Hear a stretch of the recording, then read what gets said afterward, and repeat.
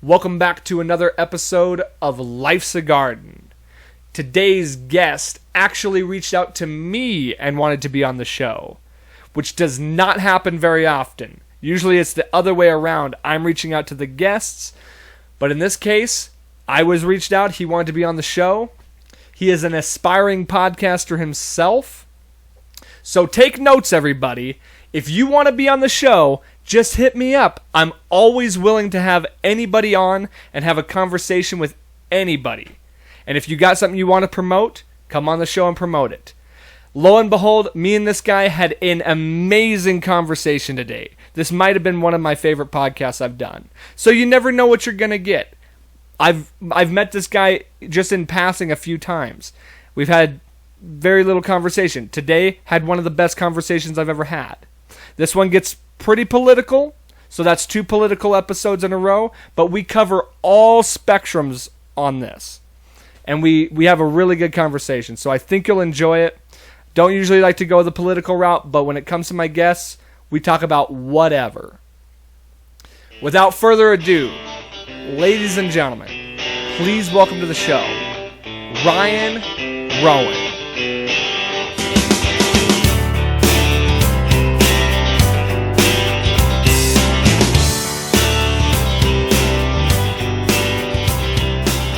My last buddy I had on, Eric. Yeah. Wolf, yeah. We almost went 2 hours. Yeah, I've seen that. You guys were going hard, especially the other week. There was some major disagreement over some of the Corona stuff. Yeah, I mean, and that's fine. Like, you notice that there's a lot of that. Oh, yeah, but that's the difference between a good person and a bad person, in my opinion. Being able to disagree with somebody and still continue the conversation or just be like, okay, cool, I disagree with you. We're still friends. It doesn't mean you're a piece of shit or something, you know? Like. Well, and to be honest, I don't really have full thought out opinions on the whole thing anyway. You know, you get information from all these different places. For sure. And it's all conflicting. Yeah, it's like, I'll never tell anybody don't get the vaccine. Like, I'm not strongly against that. Yeah. It's like, that's your choice. Yeah, for sure. And it's like, but I'm not gonna wreck somebody over not getting it. Yeah, it's like, that's also your choice. Yeah, for sure.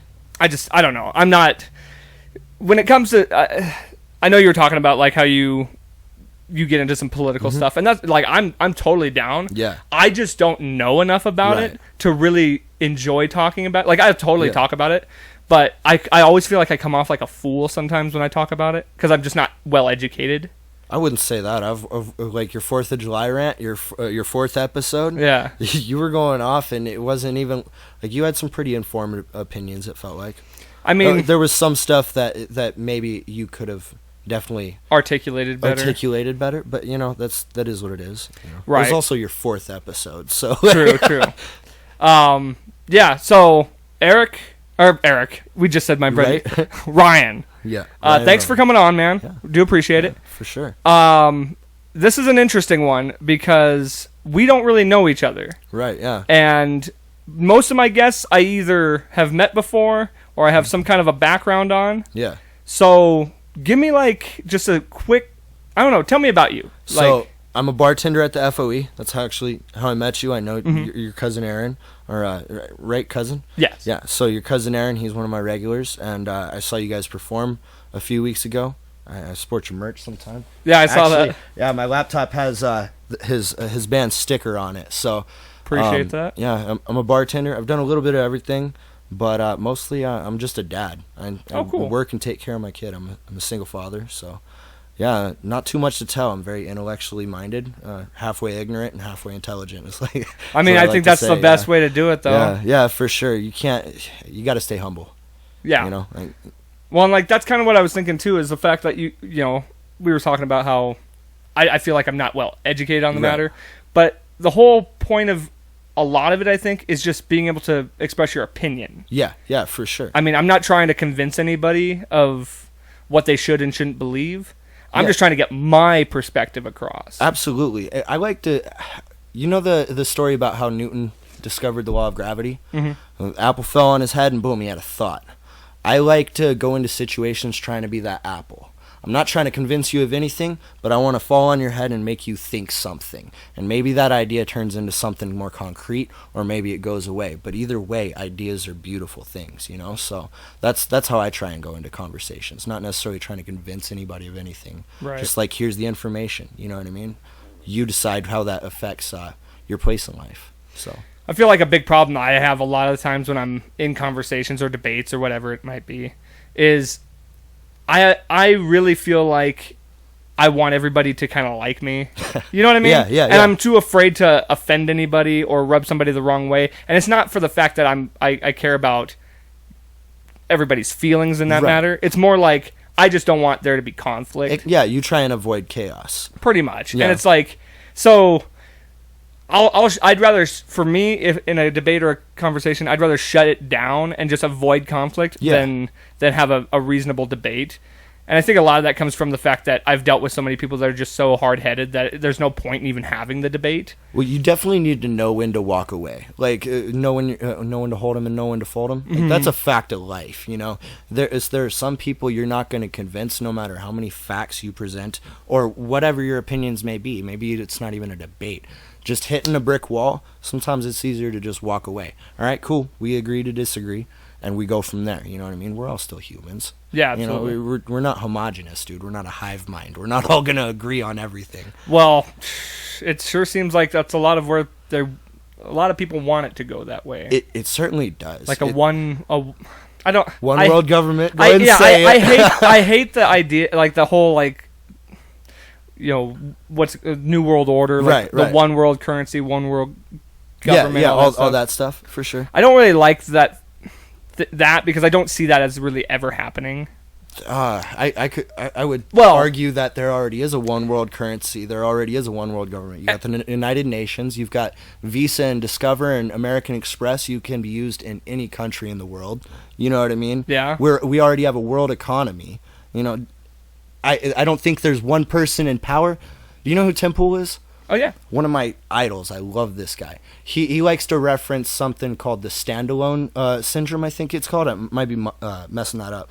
But it's where a standalone complex, where a whole bunch of different somebodies, they do things that seem like they're all working towards the same goal, but it's really just individuals acting in certain ways that would benefit them, and it creates what looks like a conspiracy. So, like, I tend more towards that, where it's only natural for a CEO to try and monopolize as much of the market because that's how you make the most money, you know, if everybody's dollars are coming to you. Do I think it's right? No, but I don't think it's some grand conspiracy or the Illuminati or anything. I just think it's a bunch of rich people trying to get their way. Yeah, I mean, there's definitely the thought of nefarious beings trying to push toward that one world everything. Should I say it? Jeffrey Epstein? Yeah. Or, I mean, the Rothschild. Oh, yeah. There's all those. I've heard of a bunch of them. And you know what? The thing, here's where I am as far as, like, conspiracies and such. I'm so highly, like, easily influenced that all of them sound convincing to me. What's Joe Rogan say? I want to believe so bad. Yeah. So you kind of have to veer away from it. Yeah. Well, I always just kind of have to revert back to what do I want to believe more than. Okay. Obviously, you have to believe what is true. Well, yeah, if it's in your face. Exactly. You know, so. But if there's skepticism out there, I like to believe what I hope is the truth. Okay. Yeah. That's fair. Just because can be kind of naive, but it no, is for fair. sure. And I'd rather be naive and at peace in my mind and just, like, enjoying life as it is for myself and not worry as much about the things that the nefarious. I just said the word earlier. It's the horrible things that are happening in the world that I have no control over that may or may not be happening. You know, but there's wisdom in that. True. If people quit work, one of the problems we have today, you see it everywhere. Social media. Everybody is worried about something happening thousands of miles away from them, but they don't worry about the homeless dude living down the street from them. They don't worry about the mentally ill guy down the street who can't seem to find a job, you know what I mean, and is on the verge of losing everything. If people just focused on their local level crap, you know, and just fixed what was going on in their own backyard, stopped worrying about Afghanistan, China, all these external threats, we'd be a much better place, you know what I mean? Oh, I 100% agree. It's that's where I get into the thought that it's all nefarious, you know, like the media consciously lying to us constantly, trying to spread all this information and make us as afraid as possible. I really do think, and so I don't believe in like the Illuminati, a bunch of rich people getting together, but I do wonder about our government and the way they present themselves. You know, you can say that the Illuminati or a bunch of rich moguls they're probably not conferring like how do we control the populace. But I guarantee you people or lobbyists and politicians, they're all behind closed doors like, all right, how do we make them as afraid as possible so that they can give us more power? Patriot Act 1, Patriot Act 2, Patriot Act 3 is on its way. You know what I mean? So that's where I tend towards in that regard. But like social media fell in their lap, and it was just like it became so easy. Oh yeah, so fast. Without a doubt. I mean, you look. What was it? Like 15 years ago, Facebook came out. 16 years ago, something like that. And now everybody's on it. Like it's literally a third of the world's population is on it. Well, and it was always kind of that Twitter, Instagram, all that stuff. Yeah. It was like I feel like it was always originally viewed as like, oh, this is fun. Like we just get to like communicate with our friends from. That we, you know, whatever. Yeah. And, like, make new friends online, this and that. That was what it was always, like, viewed as at first. And now it's just this divisive mechanism that all you see now, half the stuff you see on any social media is just some political thing some agenda-driven thing. Absolutely. Have you ever seen the movie The Social Network where it talks about... I have not. But I know what it's about. Yeah, so Mark Zuckerberg, his rise, there was a giant problem that they ran into where they had to figure out how to monetize it. The answer then was ads. You ever notice that a few years ago that there were no ads and then boom, you blinked and next thing you know, your timeline, every few inches there was, or every few posts, there was another ad. That's where I think it turned evil. Because then it became about making money. You had to sell data, you know, our data, to companies who then are like, okay, this is what they're interested in. These are the products we're going to show them.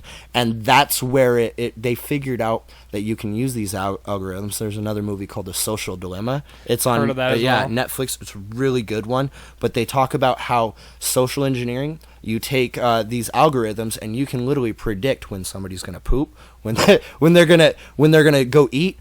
I hop on in my car every day, and my phone sends me a notification knowing exactly where I'm going. It sends me my work address. Yeah. And I'm like, well, how do you know that I'm going? Because it maps us out day to day, and then there's prediction algorithms. So, like, I think that's where it went sour. It started out, let's just, like, have a common place on the internet, kind of a town square, where everybody could talk, and then, boom, they had to figure out how to make money off of it. Right.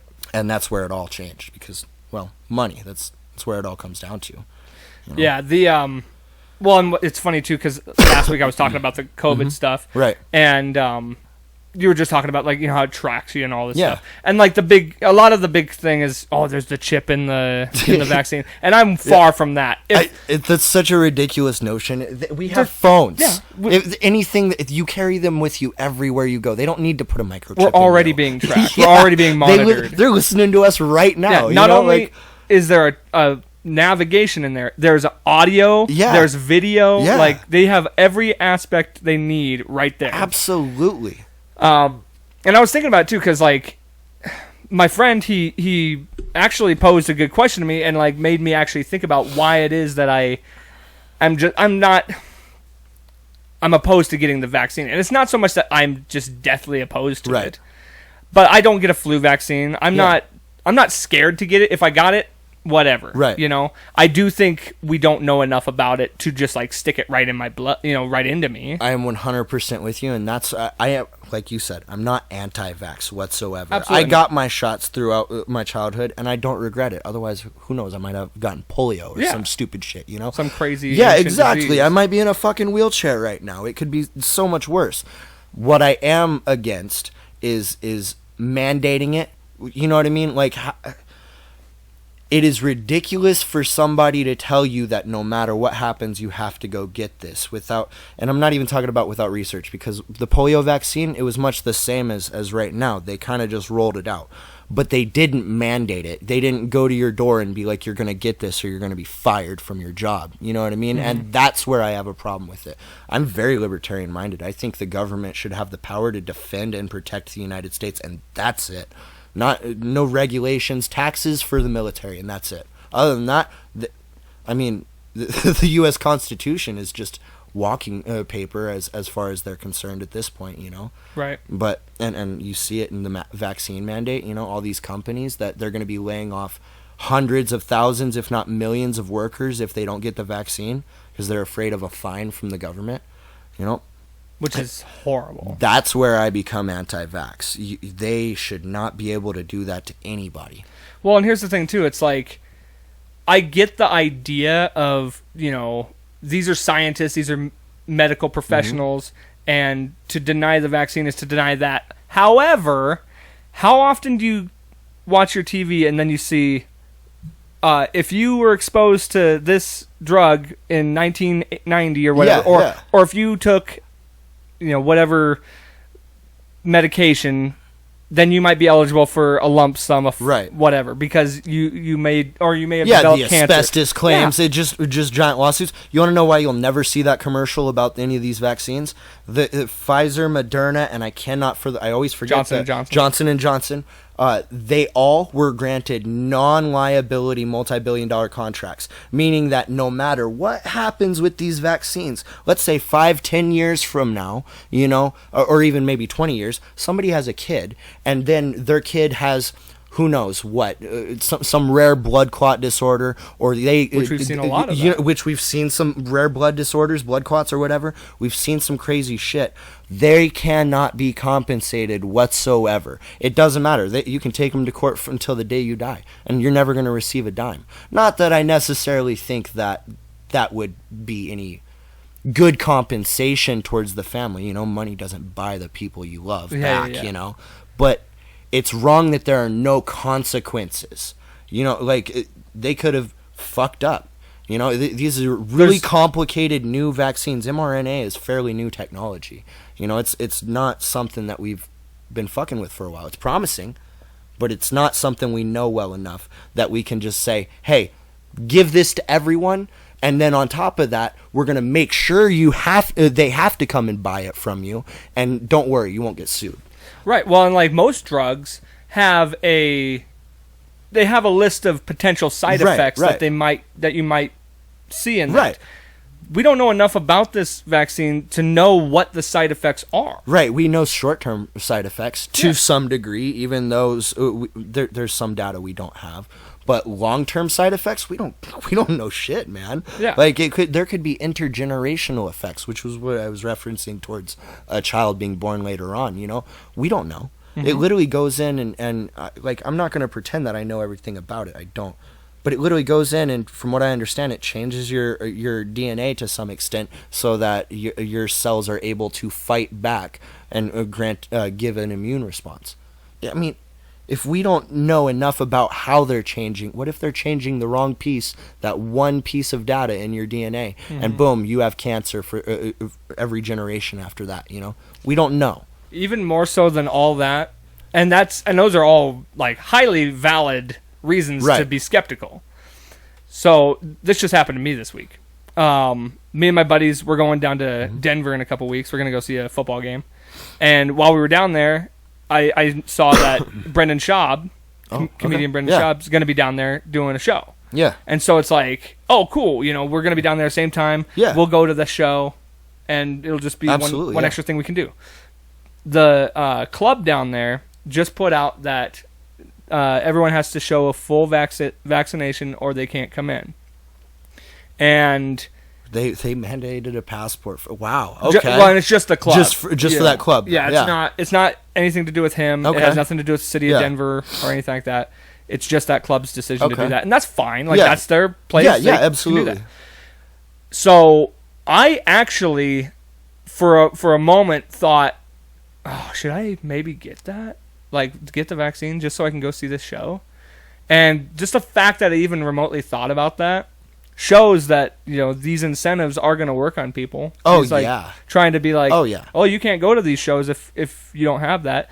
Now, that's a problem.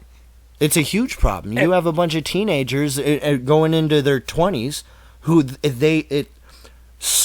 we are social creatures. Mm-hmm. And if you take away that aspect of a growing person's life, somebody who's coming into adulthood, they can't go to a concert with their friends. They can't go to festivals. They can't even go out to eat in some places like New York, LA. They're going to get the vaccine without hesitation just so they can be with their friends. They're not going to do any research. They're going to pull up, stick their arm out the window, and get jabbed. You know what I mean? Like that. How is that right? I'm honestly shocked they haven't mandated it for kids to go to school. I mean, because schools are publicly funded, so it's like... but the reason why, have you seen anything about all these PTA meetings? Like, that Yes. are going crazy? Yes. It's because the parents are pushing back so hard. It's almost like the straw that broke the camel's back, or at least I'm hoping it is. It's kind of surprising that we've seen almost a cultural revolution on the right and independent side of things, in the form of these parents are showing up protesting to vaccine mandates in schools, the mask mandates in schools. They're going crazy. It's driving them nuts. First it was critical race theory, and now it's the vaccines. Parents have had it. Well, it's indoctrination. Yeah. Oh, I'm at the point where I'm pretty determined that I might homeschool my daughter. Like, it's been, she's 4 going on 5, she's supposed to start school next year, and I'm not sure I'm comfortable, because what are they teaching my kid and what are they requiring of them? You know what I mean? Like, now more than ever, I mean, I used to be afraid of having kids just for the normal reasons, right. Like they might get sick, I'd be such a nightmare of a parent, because I'm such a... Yeah, it's a wild ride, for sure. So, and I'd be one of those helicopter parents that's just like, oh, is he okay? You say that, but I'm sure once it's... Yeah, I don't know, especially as a man, it's just you conduct yourself in a certain way. You start trying to carry yourself differently because you see who's watching. Right. So being a helicopter parent, I know a lot of people who they've thought that way, but then it changes, so. Right. Well, I mean, that's true too. Yeah. But really, the fears I have more than anything now is just the wildness of the world. It's like, schools, worrying about that, worrying about, just all the craziness in the world would terrify me. Yeah, dude. Okay. You remember last year when the corona thing first started? How for the first time in ever since I've lived in Billings, like I'm from down south. Oh, okay. During hurricane season, you'll see bare shelves sometimes. You know what I mean? People stocking up because they got to be in their house for a few weeks. They might get flooded in. Who knows what happens? And I'd never seen that up here, that level of panic. So I wasn't so much worried about COVID. I was worried about the human response to COVID. There was a crisis, and all of a sudden I couldn't feed my child. That is a terrifying thing. I was literally wondering if I was going to have to go out in the woods and build a cabin for us and start slaughtering deer with my bare hands. Yeah. To try and feed my kid, so. Yeah, that's more terrifying than it definitely than the is disease anxiety itself. producing, like just the times we live in, we're always on the brink of this crisis or that crisis. You can't buy a fucking house. You can't do this. You can't do that. Now you're locked in your house for the next 6 months. Turns out it's a year and a half later in some places. They're still locked down. Having a child is nerve-wracking. It's also amazing. It's Oh, I'm sure it keeps you going, but yeah, you definitely have a lot of anxieties that a single person or a solo person wouldn't have, for sure. Yeah. So the oh fuck, I lost my train of thought. What was I gonna say? I do that often. It's all good. So on that note, what do you, I want to veer off into it. So we've talked about COVID vaccines and stuff. What do you think are the chances that something like a civil war could happen in our lifetime? Easily. I think now more than any other time since the Civil War. See, and I'm hearing that from everyone I talk to. It's all over the internet. People are waking up left and right. So I was working at Doc Harper's for a little bit, the Martini Bar downtown, and in that I was talking to this guy, and he's ex-military, and he was straight up talking about how him and his buddies all had bug out plans, what would you call it, a rendezvous point where they would meet up, and I couldn't help but wonder. Now, this is anecdotal, but I couldn't help but wonder. This person, ex-military, very successful man, runs in certain circles of men who know how to defend themselves and such, and they're planning this. What are the chances that there are a lot of other groups that are planning stuff too? And I like to, the thought that I had was that the Revolutionary War was started with, you know about the shot heard round the world? Yeah. Lexington and Concord. You know what I I mean? actually did a claymation of that in elementary school. Yeah, so you know about it, Oh, yeah. and nobody knows who fired that first shot. And it doesn't matter because it set off one of the, almost, what was it, like from that battle, it was like 8 years of war almost. Something like that. And there was 12 years of basically Cold War, you know, political propaganda, letters back and forth between the king. Up until the War of 1812. Well, no, I'm talking about leading up to the Revolutionary War. Oh, the Revolutionary War previous didn't happen overnight, you know what I mean? Right, You right, had the right. Boston Massacre, the Boston Tea Party, and you had years and years of people getting more and more fed up with taxation without representation. My point is we've been building up. It's like you heard the metaphor: frogs in a pot that's boiling. Yes. Yeah. So it's like that. They've been slowly turning up the heat, and all of a sudden we're about to boil, and it's too late.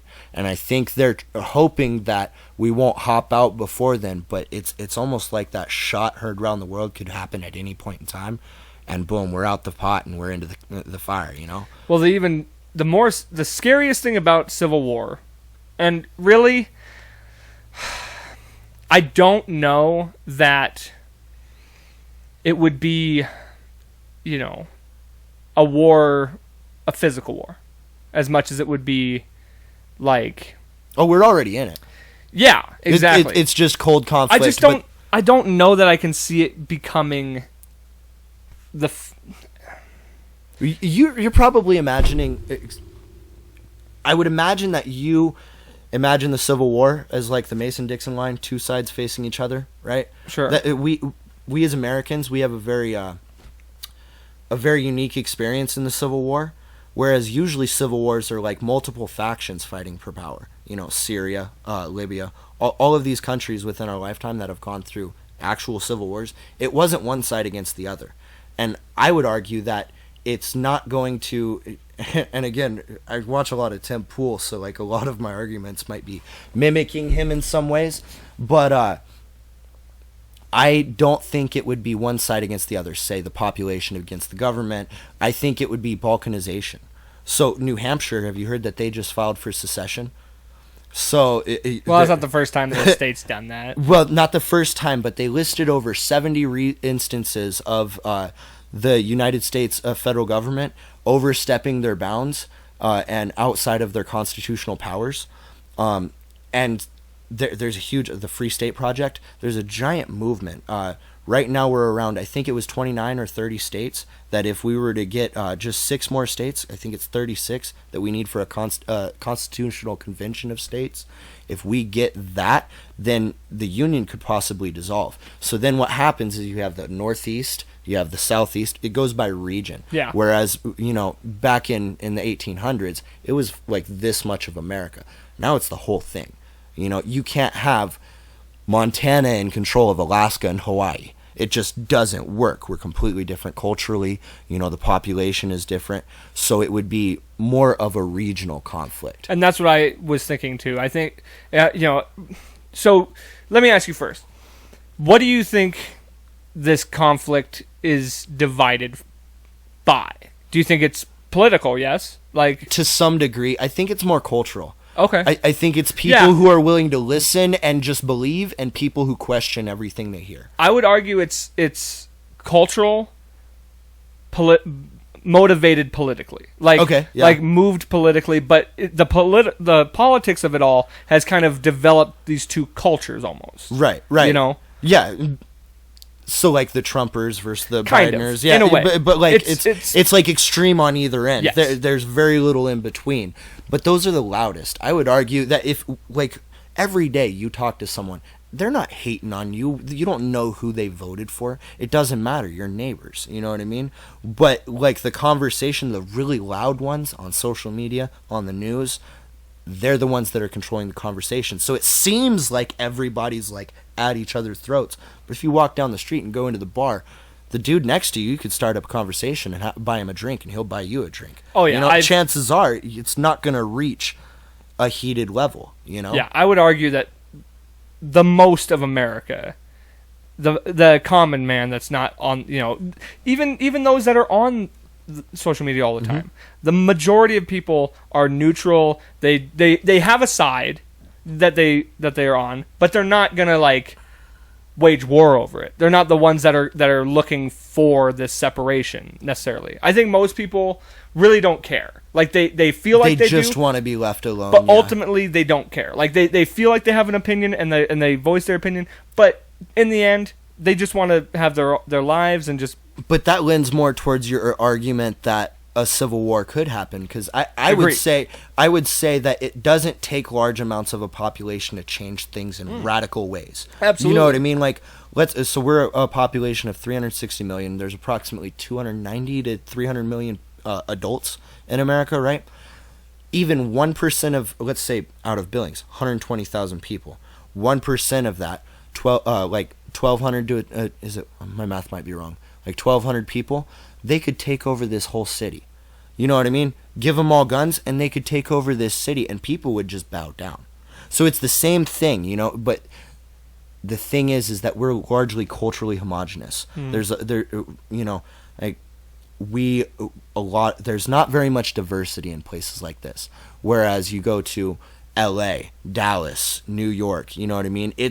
Everybody is different. You can go from one block to another, and you'll see completely different cultures. But that's the thing too, is what you see a lot in big cities is, you know, neighborhoods that are primarily one ethnic, you know, like a Latino neighborhood, and then here's the urban neighborhood, African American neighborhood. You know, absolutely. You see that, and it's because. And a lot of people don't like to talk about this. Like diversity, I'm not opposed to it. I don't dislike the idea of diversity.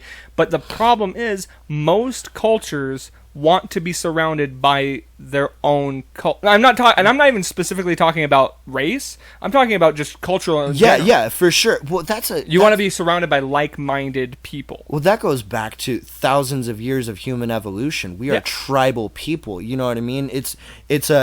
So.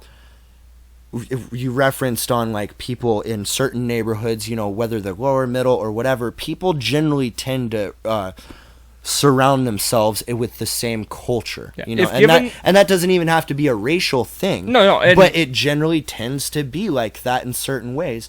And so I would just argue that that's a tribal response that is just natural in humans. Yeah. That we just naturally want. Rednecks tend to be around rednecks. Cowboys tend to be around cowboys.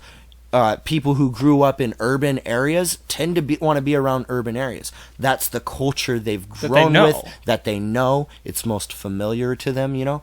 Whereas, like, I seen it. I fell in love with Billings when I moved here, you know, because it was something you see down south is you see everybody's really, really polite, but it's almost a fake politeness. It's once you get past the blinds, you know, people are just as rude there as anywhere else. Whereas here in Montana, I feel like people are genuinely nice. You can wave at somebody and they will wave back.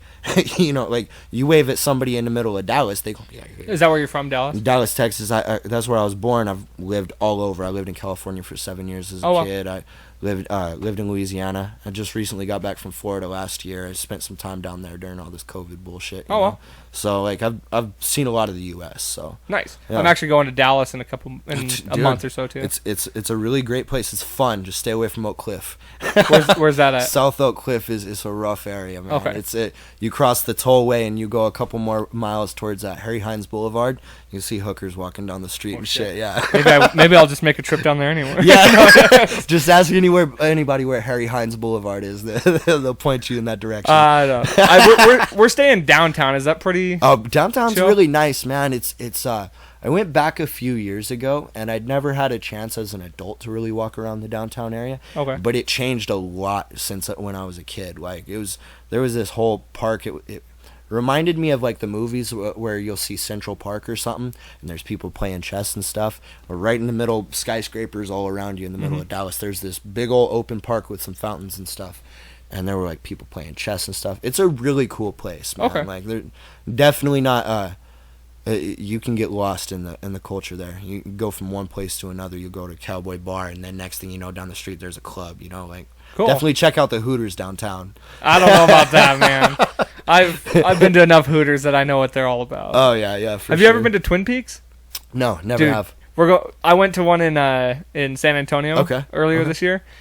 Beats hooligans out of the water. No shit. Same concept basically. And as far as I understand, the owner of Hooters and the owner of Twin Peaks used to both work at Hooters. Okay. Or own Hooters. So kind of the same concept. Yeah, You mentioned hooligans earlier. Did you mean Hooters? Twin Did I say Peaks is. Yeah, you said hooligans. Oh. For those of you who probably know, hooligans is a bar downtown. I'm there at least 3 times a week. So it's on your mind. Yeah, for sure. No, Hooters. They branched off, and one still has Hooters, the other has Twin Peaks. Imagine like what Famous Dave's looks like. Okay. Very like, like rustic barbecue style, kind of log the cabin food was style restaurant. fantastic. Hooters food, dog shit. Yeah. And then just gorgeous women everywhere. We happened to be there on like the first day of summer, so they were all in bikinis. Okay. And I'm just like, first of all, I've worked restaurant before. Yeah. I'm like, this would piss me off. Oh, like, how do these girls do this? Well, I don't think they'd hire you to wear a bikini. No, if we're being but honest. I did think it would be funny if the kitchen staff were all just wearing showing banana just hammocks. wearing Yeah, banana that'd be hammocks. fucking awesome. and just an apron. That Oh was yeah, it. yeah, that'd be great. Turn God. around. Just asses out. Yeah. God. Dude, I've always wanted to go to a restaurant that was like waiting. Have you ever seen that movie? Yes. Yeah, I've always wanted to go somewhere where it's absolutely absurd. You probably don't want to eat there, but you go there for the entertainment value anyways, you know? Oh, dude. After watching Waiting, I was like, this is exactly what it's like working in a restaurant. Yeah, to some degree, just like happy as fuck to the customers' faces, but yeah, I don't know. I love the second one better, honestly. I don't think I've ever seen You that. never seen the second one? Uh-uh. It's really good. It's really good. You should definitely check it out sometime. Right on. So, San Antonio or Dallas, what are you going there for? Football game. Football game? Gonna go see Cowboys Broncos. Okay, bet. Yeah, I got to watch that stadium get built. So I Sweet. used to go to the Texas Rangers Stadium for they had Dollar Dog Tuesdays when I was growing up in Dallas, and you'd go there and you'd buy your ticket and it's literally $1 a hot dog. You can fucking buy as many as you want. I'd smash like 15 of them. You know what I mean? Right. I mean, that's how much they normally probably cost. Yeah, but I got to watch that stadium get built. I remember one of the games I went to. I watched them bringing in that pieces of that giant television they have. It's fucking massive. It's ungodly big, but I watched big old giant crane lifting it over to the stadium and then trying to lower it in, and that was just like one piece of the entire TV. Like, I'm sure that's going to be a blast. Are they requiring masks and all that? Or? Not that I know. No? I know Texas has been pretty against everything, so you should be good on that. Yeah, I mean, even Denver, because I'm going to one game in Denver and then one in Dallas. Yeah. So Denver, as far as I know, hasn't they're. I think maybe you have to wear a mask inside the building, but I don't know. Once you step out into the stands or whatever. Yeah, but I don't know that for sure. They're definitely not requiring vaccines or even a negative test. Okay. So see, the whole mask thing, that still doesn't make a whole lot of sense to me. It's like when you walk into a restaurant and they expect you to wear it until you get to the table. Yeah, 15 feet. Yeah, and then once you're to the table, you're in the safe zone. There's a little bubble right here that protects you, and you can take your mask off. Yeah, like how does that work in a stadium? It doesn't matter if you wear it inside. You're elbow to elbow in the stands, like, and you're outside. And I mean, yeah, the outside definitely helps air circulation and all that, but I mean, you're still elbow to elbow with people. Honestly, going back all the way to the beginning with the whole mask thing, I always thought that was complete, just it was ridiculous, insanity. It's like, you really think that piece of cloth is going to protect you? Yeah, like there's no chance. It makes no fucking sense, dude. I worked at the refinery a few years back. I did a couple turnarounds there, CHS and Laurel. Anyways, I was in one of the laborers, and we had to climb into these pipes sometimes. Anyways, full face mask respirators, for particulates of dust that could get into your lungs. But this little piece of cloth is supposed to protect me from the most deadly virus known to mankind. I say that sarcastically, of course. Well, and it's like, I'm not sitting here saying, yeah, I do believe masks lessen your chance of catching something if you're like face to face with somebody and talking and whatnot. However, you're not wearing it all the time. Yeah. Unless you're wearing it every second of every day, like, that might lessen your chance still, but you can still catch it through that. But if you're wearing it every single day, then you're just killing your brain cells by depriving it of oxygen because you're breathing in your own carbon dioxide. Yeah. So the cost-benefit analysis here says that it's not fucking worth it. Right. You know what I mean? Like, it's always seemed ridiculous to me that it's like, I view a mask, when I see somebody wearing a mask and out in public, I almost view it the same as a toddler carrying around a baby blanket with them everywhere they go, because it makes them feel safe. Yep. You know, it's not actually that it fucking works. It just makes them feel safe. And so it has a psychological calming effect on them. I disagree with masking people in general. I want to see a motherfucker smile. I want to see when you're plotting on me. There's so much human expression that goes into conversation. Oh, yeah. That, like, imagine if I was wearing a mask right now. I could say all these words, but if you don't see my face, my words lose half the meaning. Well, that's half the reason why social media is a garbage pit. Oh, yeah. It's because you can't actually talk to somebody. Yeah. Imagine somebody saying half the trolling shit they say to somebody's face. They never They'd get would. punched in the fucking face. Yeah, exactly. So they never would. Yeah, there would be consequences. You're talking to an avatar. Yeah, exactly. It's all ridiculous, man. Like, Yeah. I don't know. I actually had some customers the other day. They come into my bar, and the FOE is a very working class bar. It's nothing fancy, and nobody's wearing a mask. And it's this couple. They're older. They're both wearing a mask. They come in and they avoided everybody, stood like 3 to 4 feet back from my bar while he ordered a Coke, and then they went outside onto our balcony. I'm sure you've been to that FOE, right? Yeah, several times. The balcony's kind of open spacious. There was nobody out there, and they kept their masks on even though they were outside. It was like, what are you doing, man? You know what's the worst is when you see somebody driving In their car by themselves. man. It's just like, bro, you might as well remove your genes from from the human society. Like, you obviously don't have 2 brain cells to put together. Who's gonna give you COVID in your car, bro? Like, you might as well just be wearing a spacesuit all the time. Yeah. Do you remember seeing those out when they were coming out when COVID? Those big- the fucking helmets that you would put Yeah. on. Oh my god, people were losing their minds, dude. Think about how much companies have gained just on mask sales that they never thought they would. Yeah, dude, it's what you gotta imagine. All right, these things are produced in Asian countries using slave labor, so they cost literally like cents to produce. Then they turn around and sell them for $5 a piece. You know, like, oh yeah, that everybody needs a mask Just because now. it has a Nike swoosh on it. Yeah, everybody fucking needs a mask now. So, of course, they made shitloads of money. I think that was part of it too. Like, I honestly think that there was an economic push towards lockdowns. They saw an opportunity there to kind of squash all the competition. Like, you already have Amazon, Walmart, Albertsons. Are you talking about with China? Well, I'm talking about just economically. You see these companies that literally all of their competition's gone. Mom and pop shops are shut You're down. talking about big companies. Yeah, big companies like Amazon. All of a sudden, people are locked in their fucking house, and all they can do, they can't go to these small companies that aren't allowed to open their business anymore. You know what I mean? But they can go to Walmart. They can go to Amazon and have them have their shit delivered. So all of that money that was going into the community before is now going right back up to the top, dude. I think maybe they didn't plan on it being like that, but they saw it happen and they were like, we're going to take advantage of this and make sure it lasts as long as possible. I mean, look at how much Amazon's like profits rose. Dude, they're about to be the first $1 trillion company in the world. Yeah, and just in the last 2 years. Yeah, like, they were the like margins, worth $250 billion last year, and there's a giant leap between $250 billion and $1 trillion. Yeah, like it's literally several solar systems of miles difference. You know, like I like I said, I don't think it was necessarily engineered to happen that way, but they saw the numbers and they're like, let's make this last as long as possible so we can get as much money as possible. Well, and look who runs a lot of the media. Oh, yeah. Like Jeff Bezos, he owns the... what's it, Washington Times? Or no, Wall Street Journal or Washington... I think it's the Washington Post. Yeah, it's the Washington Post. He owns that one. George Soros owns fucking... is it CNN or New York Times, I think? I have no idea. You know who George Soros is, right? Yeah, he owns a bunch of media companies. They're all fucking owned, man. Like, well, and they're all probably in cahoots with a lot of these top companies. Oh, definitely. Or they have stock dude. in a lot of them.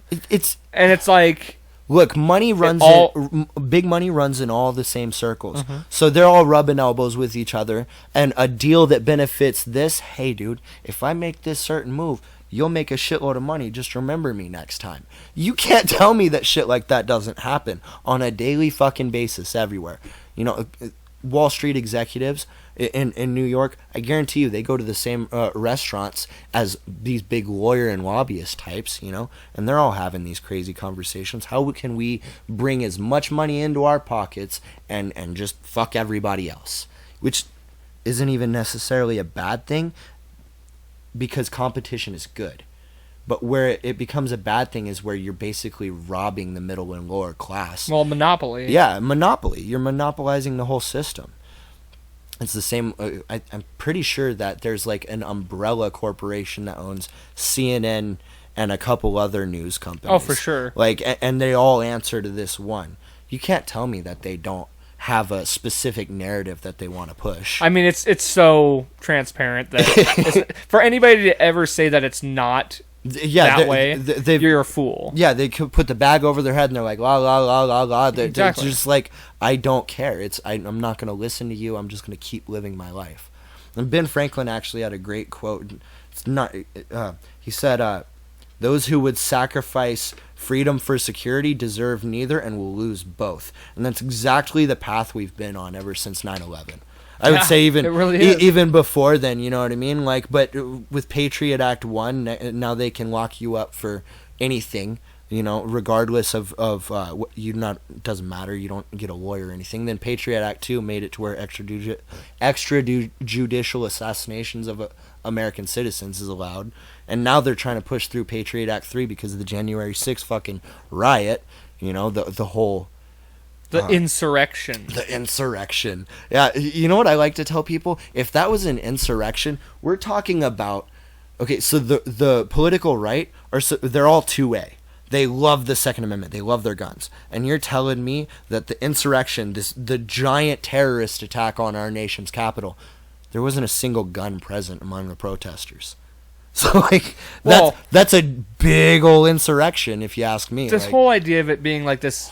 I mean, don't get me wrong. It was definitely a group of people who like, communicated and planned to do that. There was a small select few that did. Actually, FBI reports came out and said that there was no planning. They planned on doing it, to storm it, but they didn't plan on anything after that. There was no plan to hold the nation's capital hostage or anything that for, you know, there was no actual insurrection plan. They were just like, we're gonna we're gonna run in here and tell them what we think. Yeah, and then everyone followed suit. Were they idiots? To some degree, I would say yes, but at the same time, what do they expect us to do at this point? We're obviously not being represented by our Congress and senators and our House of Representatives. They don't represent our best interests. So what do they really expect us to do? Right, but also I wouldn't necessarily say that group of people that did that represents all of... No, definitely not. But they represent the outrage of the populace. Sure. It was kind of like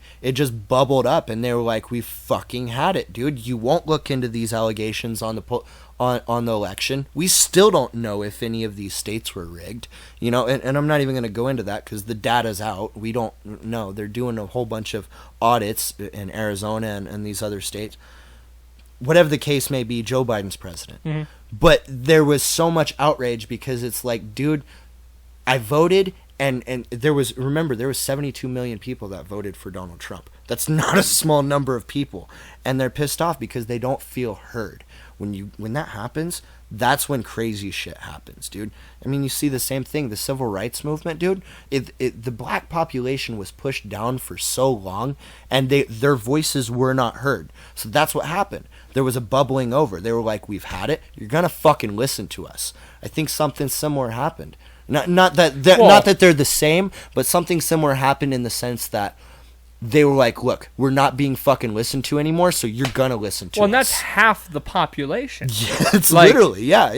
You know, you're talking about literally, because if I remember right, the popular vote was neck and neck. Yeah, it was 80 million people voted for Joe Biden, and and 72 million people voted for Donald Trump. And that's- Actually, I would let me change that.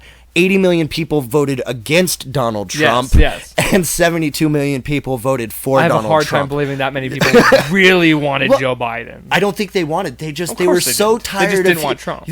It's not even that they really cared about dude. They were just tired of everybody saying, "Look at this evil man." They were tired of it. They were tired of it. They're just like, I just want things to go back to normal. And if we vote this guy out, maybe things will go back to normal. Let's vote in the old guy, and we'll figure it out later. But even still, 72 million, like you said. That's not a small number. No, and that's they're almost the same. Like people, you're talking about a difference of 8 million people. But when you're fucking with that amount, that's a very small difference. It's like, okay, let's do the math real quick. It's like 12% if my math, no.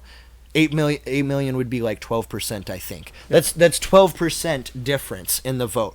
And that's not a small number, you know what I mean? But either way, I think we're so divided that it doesn't even matter at this point. You and me, whether we may have some differences on opinions, but I guarantee you we don't agree with people who live in New York or LA. You know what I mean? They're just and they don't agree with people who live like us. Bottom line, I don't agree with extremists on either side. Oh yeah, period. Like I don't agree with any form of extremism. Yeah, actually that loops back to the whole Civil War. I fucking hope to God I'm wrong, and I hope to God we're both wrong, and things calm down, and we go back to normal. I don't think it will, but I hope for it, because people like us, we want to sit down and have these conversations. But like we mentioned earlier, a lot of people are like this, la la la la la. Mm-hmm. I don't want to hear it, and so they perpetuate these stereotypes, these lies, this bullshit, and it just further divides us. Well, and so I consider myself an independent. Absolutely. And I think that's what most people should, because it leaves yourself open. Absolutely. To the possibility of just hearing out other ideas, or you're not pigeonholed into being, I'm a Democrat, so I believe in all of the things that Democrats believe in. As long, it just completely separates you from both of those aisles. Yeah. You're in one aisle, you can kind of pick and choose. I can I can agree with you on gay marriage, but I'm not so sure about this issue. Yeah. But I can agree with you on marijuana reform. But I disagree with you on my guns. Yeah, but I also want my guns. You know what I mean? Like I would definitely identify the same way. I'm very libertarian minded. I do think that there has to be some type of common governmental structure that we all link around. But I think it should have very little power. You know, like even George Washington was against big government. Big government, and all the founding fathers were against big government. That was the whole reason that we had a revolution. It's literally, they were tired of the monarchy. But I think a lot of them were George Washington was against the party system. He didn't want there to be political parties, because then you have people, they stop voting on the policies, and they start voting on, there could be this bottle of water right here and it has a D on it, and somebody will vote for it because it's a Democrat. Yeah. You know what I mean? And that's the way people vote these days. They don't vote for issues, they vote for their candidates. Mm-hmm. And it's fucking atrocious, man, and it's leading us down a dark path. Right, and I truly think if more people felt that way, we would not be in this divisive situation that we're in. That's for sure. No, but and you're never gonna get that. You're never gonna get an open. So okay, that's actually the point I was gonna get to. Is my idea of being independent makes me feel more open-minded, because I'm open to the possibilities. Yeah, you can hop between issues depending on what you agree with. And I don't like to, I really don't like to go to point out flaws on either one. Right. It's extremely hard not to point out the hypocrisies that come from the left a lot of the time. Oh yeah. And the biggest one to me is, for me growing up, I did consider myself liberal. Well, you remember when we were... How old are you? Like 24, 25? 28. Okay, 28. We're the same age. 93. All right, so growing up, the liberal left was always against George Bush's wars. Mm-hmm. You know what I mean? It was always, fuck you, I like how Tim Pool's puts it. Rage Against the Machine. Yeah. It was always fuck you. I'm not gonna do what you tell me. And now it's fuck you. You better do what they tell you. You know, and that's the difference between the left and the right nowadays. Well, it's like it was definitely being liberal back then was different than what it is now. Very different. But that's just because everything just keeps getting pushed further and further to the extremes. People pigeonhole themselves more and more. Yes. Yeah. Because I won't even remotely be considered that side of the aisle. Like, I have to be all the way on this side. Well, that goes back to what I referenced earlier, how I like to have ideas. I try to have very few beliefs, because beliefs can't be changed. But ideas, with new information and data, you can change ideas. Yeah. And a lot of people they try and hold on to beliefs rather than ideas. You know, and so they pigeonhole themselves. And that pigeonhole gets further and further and further away from the middle. And so you can't even... It's like World War I. There's a giant no man's land in between the enemies now. You know? And that's where we're at. They can't even meet in the middle anymore. Right. Well, it's like, I always viewed the Democratic Party or being liberal as open-minded. Right. You're open to cultures. You're open to things like that. And being, peaceful. Yeah. You were not hostile. You Anti-war. Yes. Yeah. And now they're both the most of that. Oh, yeah. They're the least open-minded, the most closed off. These are my ideas, and if you don't believe them, fuck you. And we're going to force them on you. And we're going to do it by force. Like, they're causing more animosity and more, like, physical violence even in the streets and whatnot. Like, I would argue there's more attacks from the left on the right.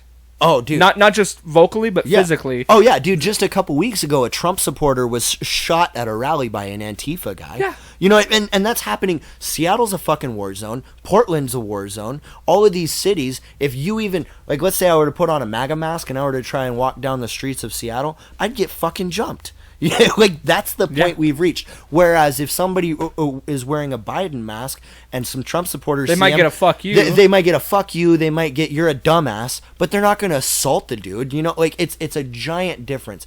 And that's a big difference between the right and the left these days is that the right just wants to be left alone.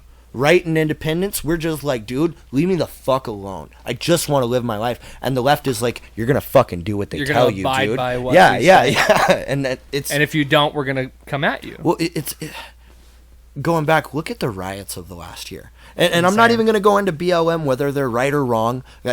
Like, all lives matter, Black Lives Matter. Period. It just, that is what it is.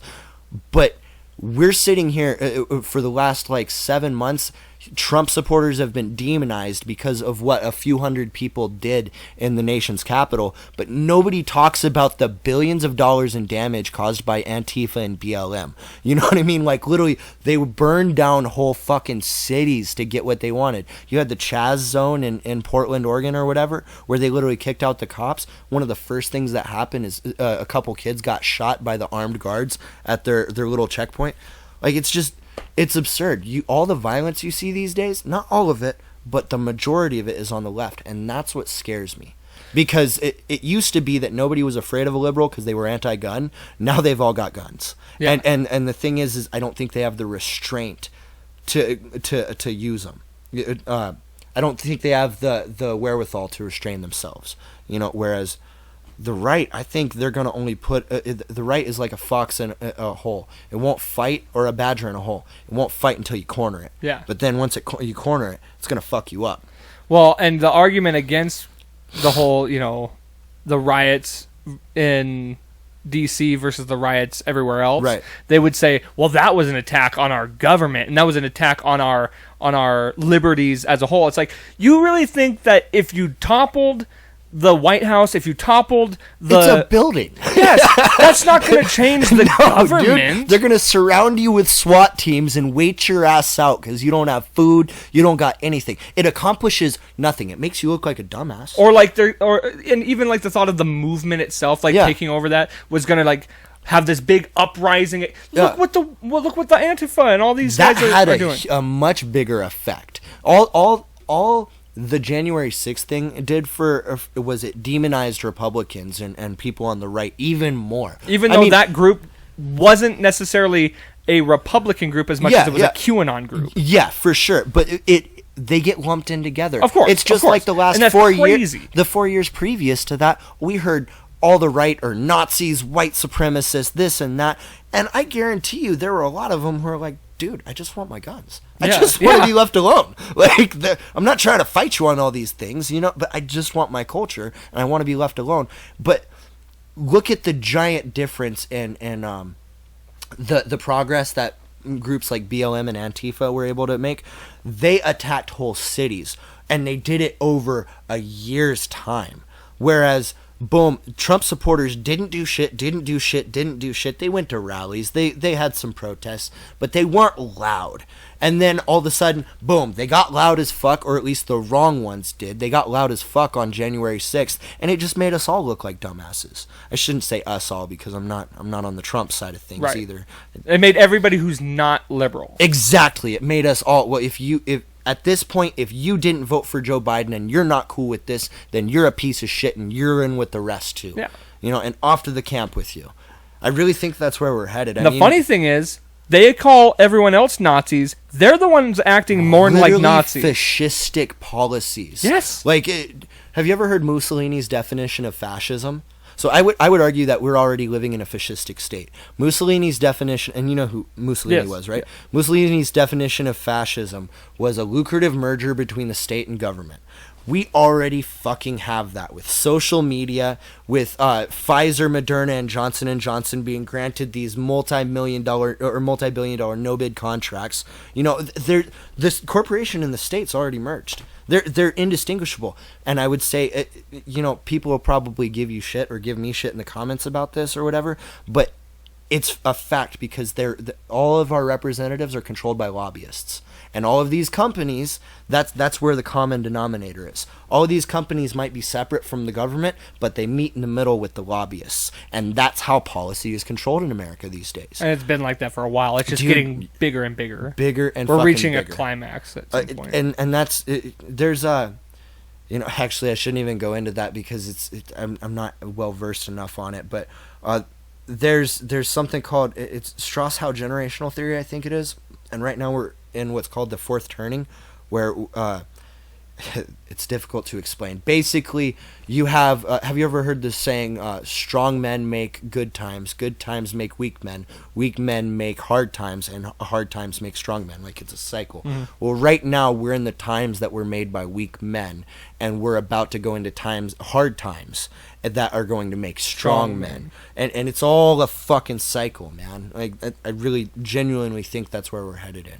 Yeah, and you can go through history and see how that's operated. Oh yeah, dude, over and over again. You had all these World War II vets. They'd come back from a horrific war, and all they wanted was to build a place that their kids didn't have to go through that. So you had the 50s and you had the 60s, and it's just like cultural and industrial revolution all over again. We propel ourselves into the biggest country in the world, the most powerful country in the world.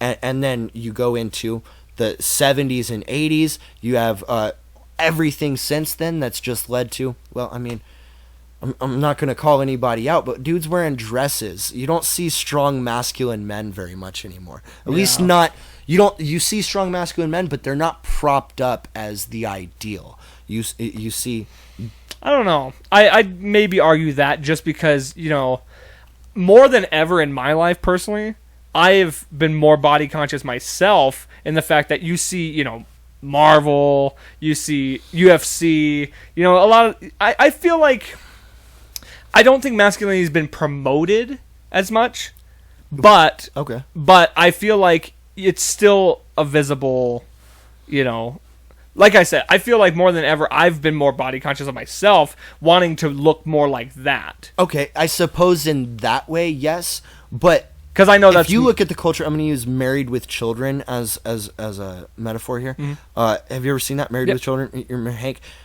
Al Bundy, excuse me. He gets fucking beat on, or not literally beat on, but verbally beat on by his wife. He hates his life, and Al Bundy has been kind of the cultural.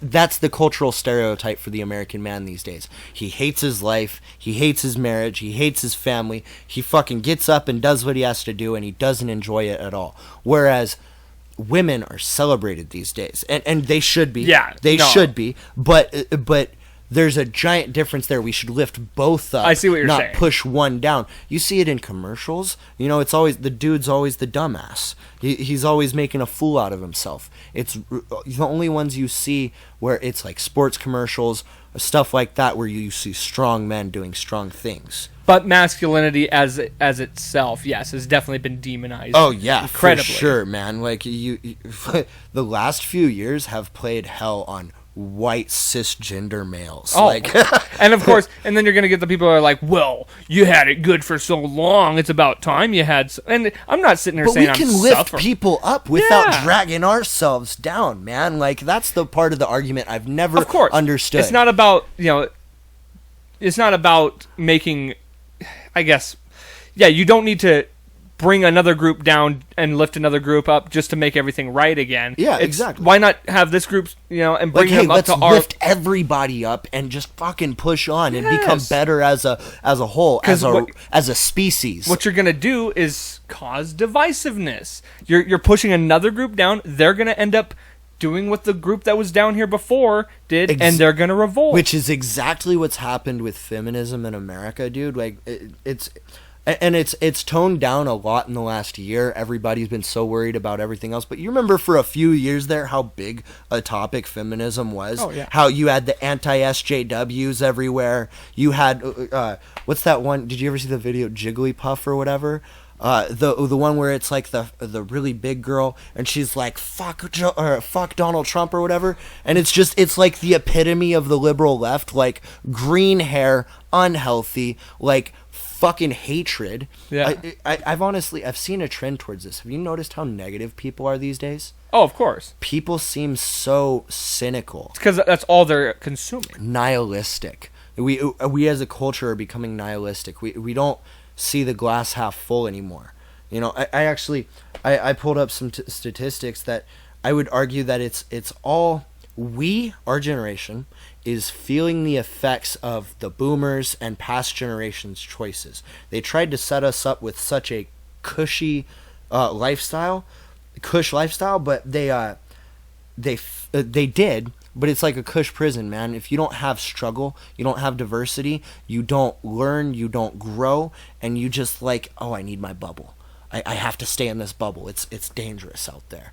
And we as a society have kind of put ourselves in that frame of mind, and we're seeing the consequences of that every day. Yeah, absolutely. Well, it's like, what's funny about the whole feminism thing, not just the feminism thing, Yeah. but the gay rights thing. Yeah. Those were issues for a long time. They fought their fight. They won. I mean, they basically won. Yeah, I don't know enough about it, but I mean, a gay person can get. We're in Billings, Montana. It doesn't get much more red than this, Right. And a gay person can get married here. And the funny thing about it all, now they're promoting it where none of it fucking matters because gender isn't a thing. Right? It's like gay marriage was a whole fight for same-sex marriage. Feminism was a fight for women's right. All these women's the right to vote, women's suffrage, just all the whole that. thing. Yeah. And now we're saying neither of those things are fucking real. Like those fights were not real. There is a whole movement of crazy, and I'm going to be very careful on this because I don't know enough about the trans issues and Sure. Gender fluidity, but I would say it definitely invalidates a lot of their arguments. I actually I watched an interesting video where there were a lot of lesbians. There was a whole lesbian movement, a part of the LGBTQ movement, that they got really pissed off at the trans movement because they were arguing that if you make these girls change to males, if they didn't change into male, go through the hormone replacement therapies and all that, they would just become lesbians. They like girls, man, which... I mean, that seems pretty fucking legit to me. You know, like, you're literally going to... And who knows? Maybe they are born in a different body. I don't know enough about all that. What I do know is that it makes sense that there's going to be at least a few who get confused. Sure. And if they're left alone, they would have just turned into happy, healthy, lesbian or gay individuals and wouldn't have gone through whatever trauma it took to get them to the next level that they thought they had to achieve in order to find happiness. And the big problem is it's a very trendy thing to do. Oh, yeah. So there's a large number of people who are getting these operations or these hormone therapies. Oh, yeah. And they're going to end up regretting it because it was kind of just a trendy thing. And I'm not saying that they, don't have issues or they don't have things that they're working through. But maybe, like you said, if left to their own devices, that's not the route they would have taken. Maybe some good therapy, somebody to talk to, some good friends to be around, and positive influences. And I'm not saying that like I said, I'm not saying that transgenderism or whatever is wrong or that people or isn't real. I'm saying that there needs to be a push towards self-discovery so that you don't make a rash decision and regret it later. Like, let's say if I'm a dude and I want to turn myself into a chick, that is irreversible. Yeah. Like, literally, I'm not getting my dick back. There's going to be physical and psychological. Yeah, exactly. And imagine the fucking horrifying depression I would feel if I realized, holy shit, I'm just whatever. I'm not... I can't get my dick back. It's gone. It's gone. It's who knows where it is, but it's gone. And then I have to deal with that for the rest of my life. You know what I mean? Whereas if I went through a journey of self-discovery and tried to figure out, all right, what makes me fucking tick? Maybe I find out, which for the record, I'm very straight. I have a girlfriend. I love you, Lily. But if I was left to my own devices and I was on a path of self-discovery and I did surround myself with positive influences, maybe I find out that, no, I like my dick, I just like other dick too. You know what I mean? Yeah. Like, or if I'm a woman, no, I don't need a dick, I just like pussy. Well, and for those that do go through the transition and feel like that, I hope you fucking find happiness, dude, like straight up. The issues I have with the whole thing, there's really only two. One would be the promotion onto children. Dude, big deal. It's a very fucking big deal because those type of hormone replacement therapies, you literally fundamentally change the way they will grow. Yeah, and you can't expect a kid to... I mean, we're not really fully developed till we're 25. Oh, yeah. And it's like... Think about when you were that age. Yeah. It's like... I was just telling you, I thought I was super liberal. Yeah. My ideas changed. Exactly. I thought, and we're gonna, they're gonna argue, well, we're talking about physical stuff. Well, hey, I thought I was, physically, I didn't know who I was at that time either. Oh, dude, no, yeah, like my daughter, all right, 4 years old, all right, she has never really had a female influence in her life, right? She naturally, like, there was a period where she was always playing with trucks and action figures. I think she was trying to find herself. Now it's all dolls. It's all dolls. But the fact is, if I were to ask her, she would say she was a girl, but only because she hears me reference her as a girl all the time. If I were to put all this information, are you a girl, are you a boy, all this shit, she ain't gonna know what the fuck I'm talking about. All she knows is I look like this. I have this body. This is me. Like, she ain't gonna figure all that other shit out till way later. Mm-hmm. You know what I mean? And you just gotta be there for them. You can't push your beliefs onto their growth. Let them be an individual. To some degree. I do think you have to educate them. You have to pass on your morals. Of course. But not your beliefs. You pass along your values and your morals, but not your beliefs. And we're not even talking about values or beliefs at all. We're talking about life-altering, like, physical... You're passing on I guess your beliefs into changing somebody physically, not exactly. Just, like, their ideas. There are literally parents out there who are doing this.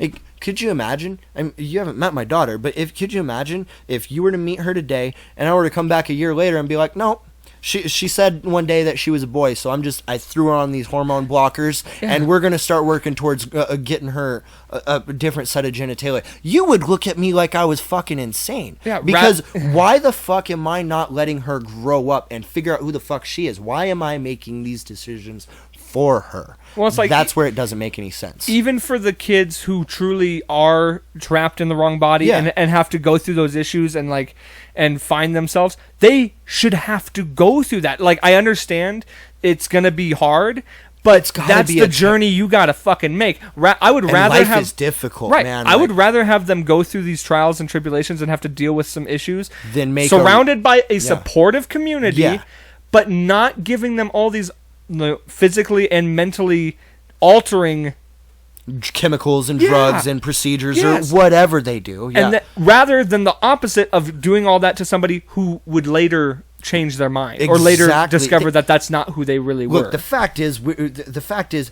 they're children. Yes. They don't know who the fuck they are. One minute they want to be a fireman, next minute they want to be a fucking doctor, the next minute They want to be a dog. Who knows? Yeah, exactly. So they don't know what the fuck they want. It's not your job to tell them. It's your job to this is how you be a good person. This is how you work hard. This is how you get what you want in life. And here you go. I'm going to help you along this journey, and we'll have conversations as you grow, have new ideas. Maybe one day my daughter comes to me and she's like, Dad, like, did you ever wonder if you liked boys? No, I never did. Do you wonder if you like... Who knows? We might have that conversation, but we're not going to have it when she's fucking 4 years old. Yeah. You know what I mean? Like, because like, she's not going to know. Or because she sees a girl in class and she's like, oh, I like her. Like, yeah, and you know there are people like that. Like, there for a while, there were literally videos all over the internet where it was literally like, my son wanted to play with a dress.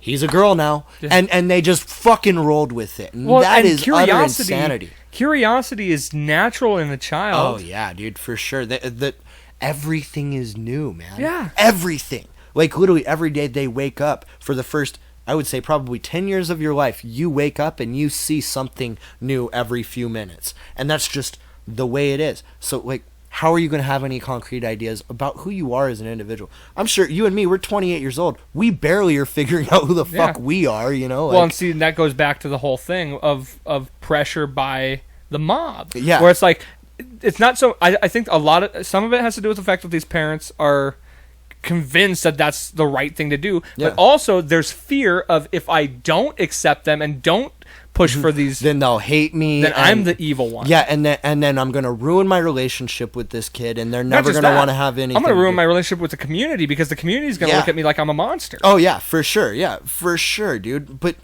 ultimately, you have to ask yourself: do I want what's best for my child? And is it best for my child to make these decisions without all the information? If you can comfortably say that, go ahead.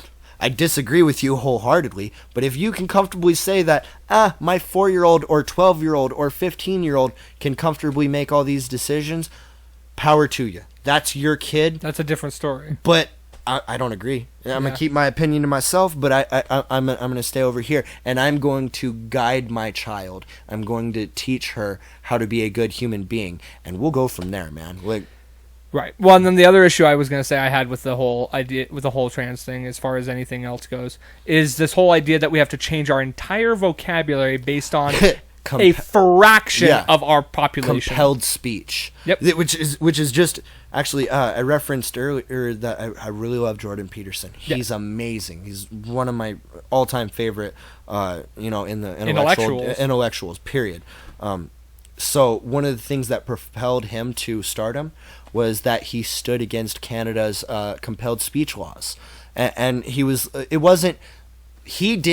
got demonized in a large way. People were like, you think that people shouldn't be able to use these pronouns or whatever, and he was like, no dude, I it's not that I'm against using pronouns in reference to other people, it's that I'm against the government or even society telling me you are going to use these pronouns. Freedom of speech is fundamental to our culture, our way of life. If I don't have the right to say whatever the fuck I want within reason, you can't have a call to arms, you can't hey, go do something to this person. You can't do that. That's wrong. Promote hostility and aggression. But you can't tell me, hey, you're gonna call these people by this certain.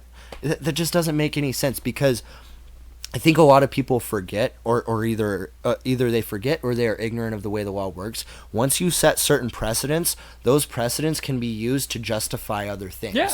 So let's say we pass a law that says you have to use these pronouns. If you don't, there is a criminal or civil fine or whatever. There is a punishment. Well, then that can be used as justification for a whole slew of other words that you either can or cannot use. It literally restricts the First Amendment, restricts your freedom of speech, and it's all downhill from there. It just gets worse. Well, then you start getting into thought laws. Yeah, you can't even fucking think wrong. It's all Orwellian, man. It very much is. 1984, A Brave New World, all this shit's coming true right before our very eyes. Those guys were modern day prophets, man. Like straight up.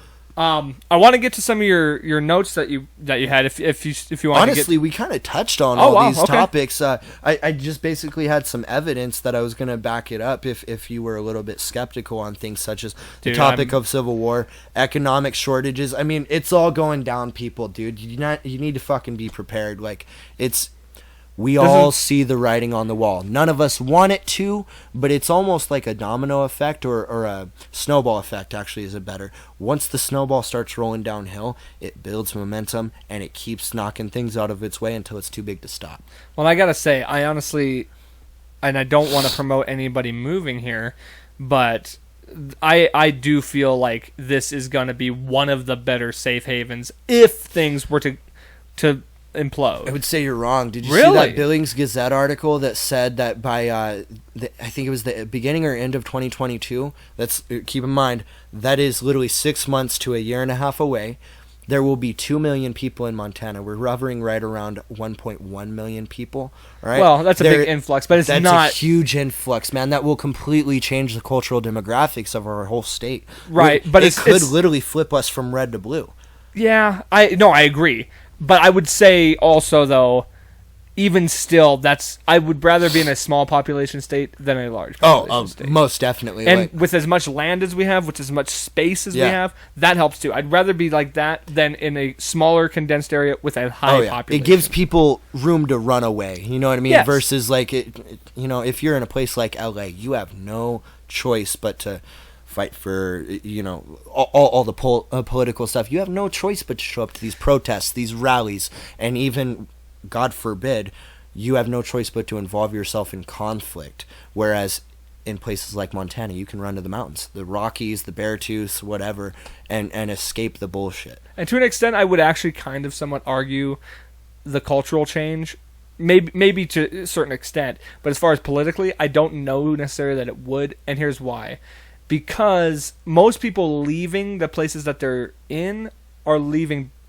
Yeah, to get away from, like, especially Californians. A lot of them are leaving to get away from the fallback of their uniparty rule for the last 30, 40 years or whatever. And even if they fall on that liberal spectrum, I'd say they fall closer to the middle and like what we're talking about with the independent We can aspect. hope. Oh, no, yeah. I mean, there's definitely no evidence to back that up. I'm just using it. I'm just saying, I'm assuming here. Yeah, because definitely. most people who are going to uproot from where they're living to go to a known red state, like Texas, like Montana, typically aren't going to, they're not diehard liberals. To some degree, yes, but it also depends. Like, if you look at Joe Rogan moving to Austin, Texas, can you imagine how many people followed him? Yeah, but do you think they were like diehard woke liberals? Oh, yeah. Who hate him? Not completely, but I would say that the writing is on the wall in California. People are tired of the high taxes. They're tired of the authoritarian state.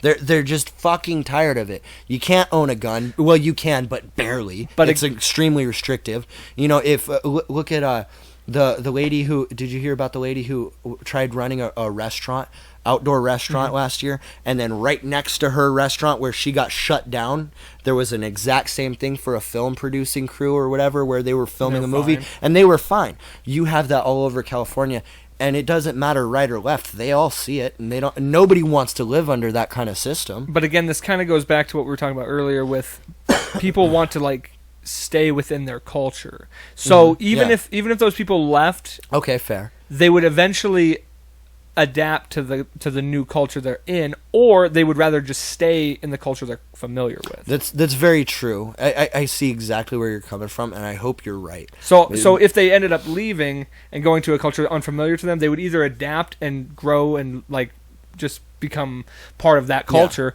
or they would not feel comfortable there and go back to the culture that they're familiar with. I would also argue it doesn't matter. We've already lost the culture war. The left has won, dude. They fucking won. Literally, Joe Biden is by executive decree giving the middle finger to the Supreme Court and Congress, everybody doing what they want.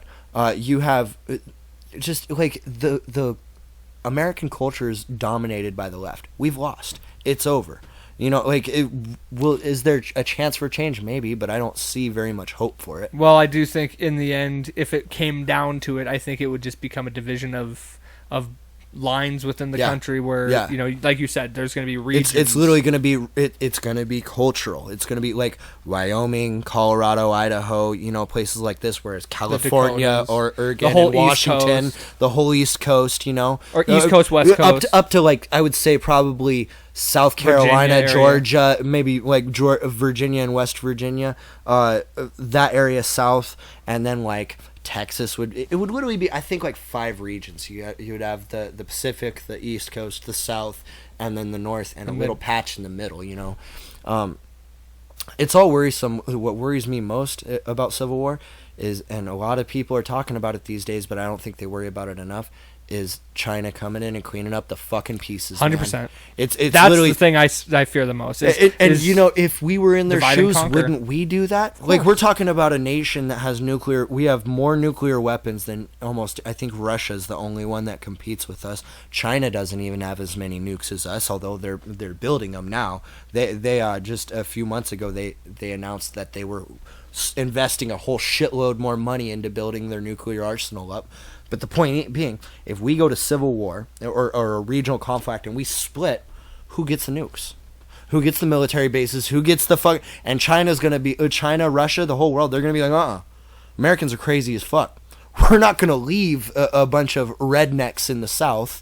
And I'm not saying they're not all rednecks. I'm just saying the way the world views us, they would be like, that is to be feared. We cannot let this happen. Yeah. And they would let us destroy ourselves to a certain extent and then come in and clean up the pieces. And there would be nothing we could do to stop them because there's no cultural unity. Well, back to what we said after the whole fact.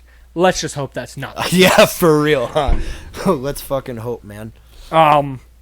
Before we're getting closer to the end, want to talk about you're aspiring to be a podcaster. Yeah, absolutely. So what? Just let everyone know kind of what because it sounds like it's on the horizon. Yeah. What can we expect from that? So I'm going to be calling it Strange Thoughts. I referenced Newton's apple falling on his head. I want to be the apple that falls on people's heads. I just want to get you guys to think. I want to have conversations like this. So you can expect it. I plan on releasing my first episode in the next 2 to 3 weeks. I'm still waiting on some equipment, and I got some more learning to do. But you can expect that in the next 2 to 3 weeks. And I just want to join the conversation. I really think that this is... much like ancient Greece with Aristotle and Socrates, the great thought leaders, having these giant conversations in front of people. That is what podcasting is today. We are the modern day philosophers. We think and we have ideas and we debate them or we talk about them. And I just want to join the conversation. So you can expect more conversations like this, but I'll be branching out everywhere. I want to talk basically whatever interests me, you know. Kind of Joe Rogan mixed with Tim Pool, you know, like political and cultural, but also, you know, music, sports. I love music. Tech 9 coming up October 19th. I can't wait for that show. It's my first show other than Cutthroat. Yeah, Cutthroat was the first show I saw in over a year. Wow. Yeah. So like I'm super excited for some good live music. Hell yeah. Yeah. When's your next show, by the way? Shout that out. Well, we're hoping it's the Scumfest. Oh, okay. We're still kind of like on rocky ground. Yeah, I was gonna say there was some. Aaron mentioned that there was some ifs. Yeah, pretty much it's some ifs is what it is right now. So I'm hoping it's that. Other than that, we're for sure playing Halloween night. All right. At America. All right. As far as your podcast goes, are you planning on doing all interview or like conversation styles like this, or are you thinking you're gonna do kind of what I do, where it's some solo, some solo? I'm gonna try and I want to help inform people, so I'm going to be finding interesting topics, researching them as much as I possibly can, and then sitting down and doing solos where I just talk about things that interest me, and also bringing on interesting guests that we like sit down and have crazy conversations. Everything from Like I've got several ideas in the works. I haven't got anything too concrete yet. You're gonna find, scheduling wise, Mm-hmm. you're gonna love that Yeah. that you decided Yeah. to do that, because there's been times where I'll have a guest, Yeah. and like they'll have to cancel, Yeah, yeah, and then for I'll sure. just be like, fuck it, I'll just do a solo one tonight, Yeah, because absolutely. it makes life a lot easier, gives you some flexibility. The only do you know if you're gonna post once a week, multiple times a week? I think I'm gonna start out with once a week. Get the hang of things. I don't want to jump in like crazy and burn myself out or say run out of material.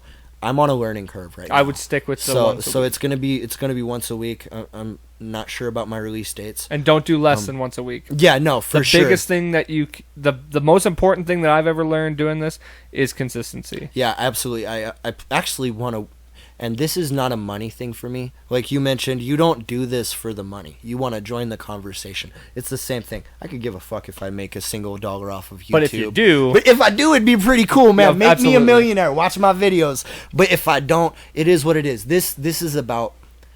So I'm most passionate. I was once asked, what am I most passionate about? It's ideas, learning, thoughts. That's where I find myself most happy. It's just sitting down and talking to people and getting to know what they think. So that's kind of my goal. So cool. Sounds like it's going to be great. So everybody keep an eye out for that. I do actually want to start a local podcast community, like just a little group. Dude, yeah, that would be great. Kind of like Joe Rogan back in the day. They had Brennan Schaub. Oh my God.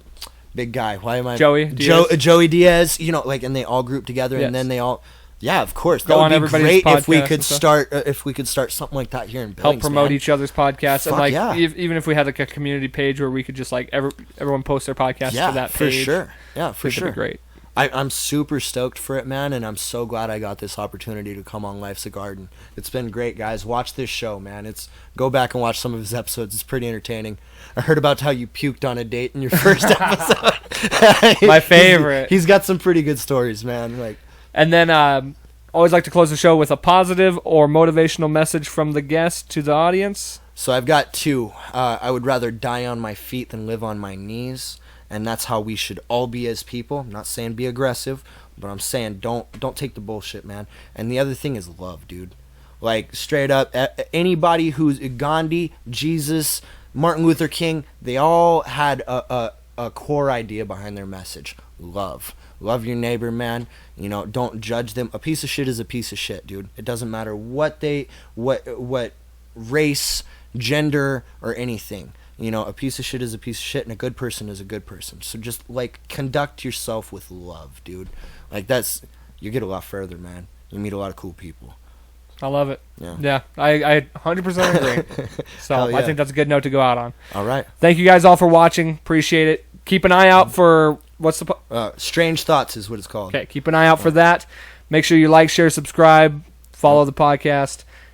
But most importantly, don't forget, life's a garden. Dig it. Dig it.